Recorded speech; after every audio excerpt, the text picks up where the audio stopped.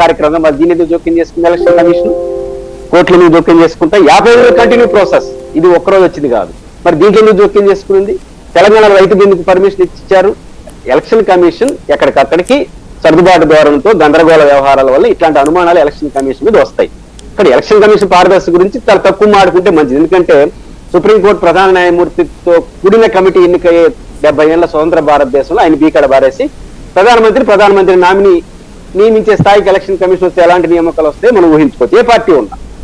ఇది first point. Election commission దేశవ్యాప్తంగా ఒక మోడల్ వ్యవహరిస్తే వాళ్ళ మీద అనుమానాలు రాకుండా ఉండడానికి మొదటి అవకాశం ఉంటుంది.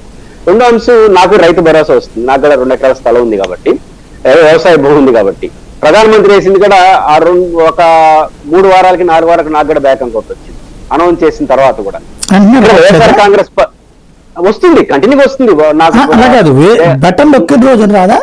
లేదు, నాకు 1-2 సార్లు ప్రధానమంత్రి కార్యాలయం నుంచి వచ్చింది. 2000 ఎంత వస్తుంది కదా, అప్పుడు మెసేజ్ చూసుకుంటే 1 నెల తర్వాత కూడా వచ్చిన రోజులు ఉన్నాయి. ఇది జనరల్. ఇప్పుడు ఆంధ్రప్రదేశ్ లో ఇప్పుడు జనవరి నుంచి లెక్కలేస్తున్నాం కదా సాయి గారు, మీరు ఏ పథకం తీసుకున్నా 2 వారాలు 3 వారాలు 1 నెల ఆలస్యంతోనే జరిగినాయి. దీనికి 2 కారణాలు. నెంబర్ 1, షెడ్యూల్ ప్రకారం ఇవ్వాలనే రాజకీయ నిర్ణయంతో వాళ్ళు బటన్ నొక్కచ్చు కానీ మనకు ఉన్నటువంటి అమౌంట్ యూజిబిలిటీ కానీ. రెండోది, ప్రభుత్వం ఒక పథకాన్ని అమలు చేసేటప్పుడు ఏం చేస్తుంది, ఎమ్మెల్యేల ద్వారా నియోజకవర్గాల వారిగా మీకు తెలుసు కదా, సభలు సమావేశాలు పెట్టి వాళ్ళకి పంచినట్టు వాళ్ళ ప్రాధాన్యత చెప్పి ఇదే జరుగుతుంది. రాజకీయ నిర్ణయం వారం 10 రోజులు అప్పటి వరకు ఇస్తూ పోతుంటారు, బటన్ నొక్కుతారు. 2 కారణాలు ఇచ్చి ఆలస్యం అవుతుంది. ఒక కారణం, రాజకీయంగా ప్రభుత్వం మేము ఇది చేయదలుచుకున్నామని ఎక్కడికక్కడ సమావేశాలు రకరకాల పెట్టి, కలెక్టర్ల సమావేశాలు పెట్టి అక్కడ ఇచ్చేది ఎమ్మెల్యేలు పాల్గొనడం, మంత్రులు పాల్గొనడం, వాళ్ళ ప్రభుత్వాన్ని గురించి చెప్పుకోవడం ఒక కారణం. రెండో కారణం, అప్పటికప్పటికి అమౌంట్ లేకపోవడం ద్వారా ఇచ్చిన కారణం. మరి ఎందుకు ఇస్తున్నారు అంటే, ఏ రోజుకి ఆ రోజు నిర్ణయం అంటే మాకు ఒక షెడ్యూల్ ప్రకటించుంటాం కదా, ఆ షెడ్యూల్ ప్రకారం బటన్ నొక్కడం ఒక కార్యక్రమం చేయడం, ముఖ్యమంత్రి గారు బహిరంగ సభ, ఆ తర్వాత 1 నెల. ఇప్పుడు ప్రధానమంత్రికి ఏమో రాజకీయంగా జిల్లాలు రాడు కదా, పాపం ఆయన ఢిల్లీలో ఉంటాడు.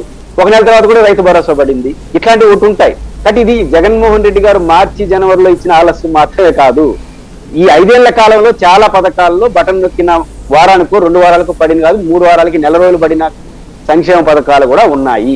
ఇది ఫస్ట్ పాయింట్.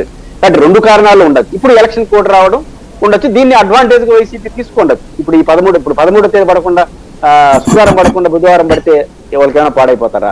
పాడుగారు. పోనీ శుక్రవారం పడిపోతే వీళ్ళకేమో నష్టం, ఇద్దరికి ఒకే నష్టం. శుక్రవారం పడితే 4 ఓట్లు మాకు పెరుగుతాయని వాళ్ళు ఆశించవచ్చు, ఈ శుక్రవారం పడకుండా బుధవారం పడితే 7 ఓట్లు వాళ్ళకు ఉంటాయని వీళ్ళు ఆశించవచ్చు. ఇంతకు మించిన లాజిక్ నాకు తెలిసి దీంట్లో ఏమి కనపడలేదు తప్ప ఇంకోటి ఏం కాదు.